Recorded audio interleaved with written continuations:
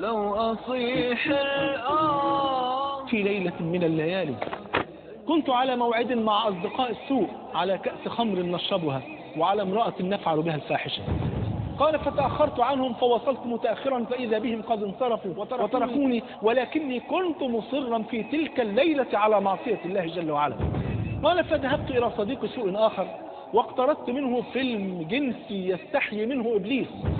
قال وذهبت إلى بيتي ودخلت غرفتي ووضعت الشريط في جهاز الفيديو، وبدأت تلك المشاهد الخليعة البشعة القبيحة التي يستحي منها إبليس بدأت تعرض على تلك الشاشة.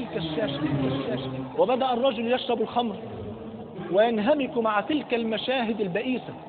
وفجأة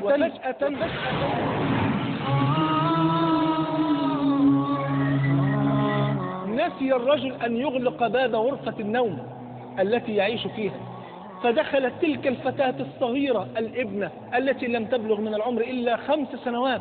دخلت وإذا بها ترى مشهدا يكاد يخلع القلب، نساء ورجال عراة يفعلون الفواحش، وإذا بتلك الفطرة التي كانت عند تلك الطفلة المباركة تقول له عيب عليك يا والد اتق الله، عيب عليك يا والد اتق الله.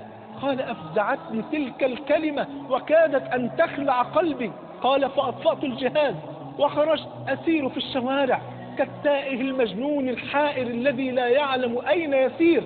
وفجأة سمعت نداء صلاة الفجر الذي حرمت منه وما سجدت لله سجدة واحدة.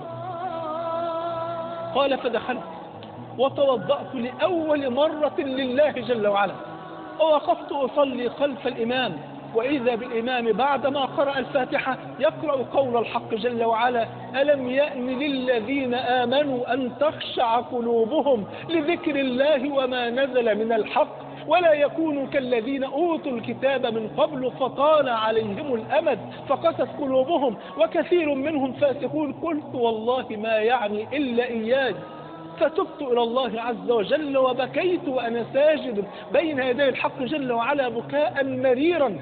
قال فلما انصرف الناس من الصلاة ظللت أسير في الشوارع تائها لا أدري أين أتوجه ولا إلى أين أسير حتى حان موعد الدوام أي موعد العمل. قال فذهبت إلى الشركة التي أعمل بها، فلما رآني صاحبي الذي لطالما ذكرني بالله ولطالما دلني على طريق الجنة ولكني كنت معرضا عن طريق الجنة، فنظر إلى وجهي وقال إني أرى على وجهك اليوم نورا ما رأيته قبل اليوم أبدا على وجهك. فأخبرته بقصتي وقلت له لقد تبت إلى الله عز وجل وقلت له ما دار بيني وبين ابنتي. فإذا بصديقي يقول احمد الله جل وعلا الذي أرسل إليك ابنتك لتوقظك من غفلتك ولم يرسل إليك ملك الموت ليقبض روحك في تلك اللحظة.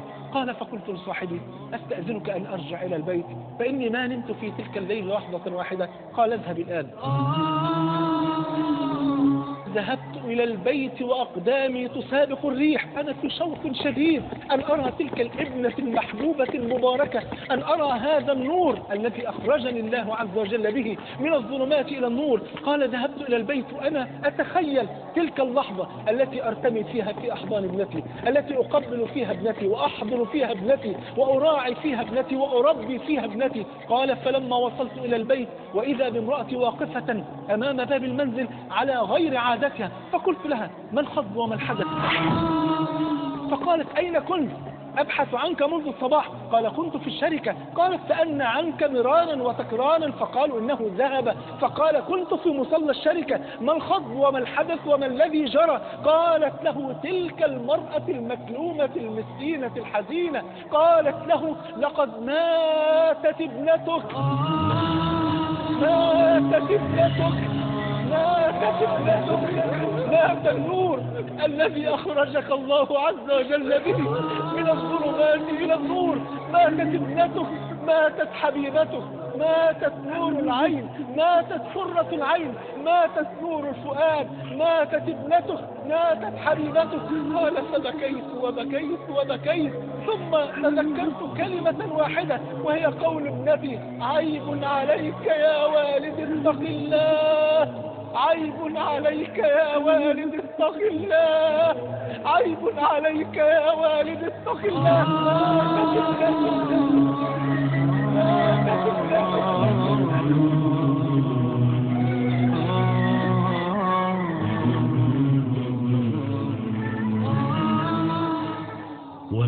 أمتدت نور.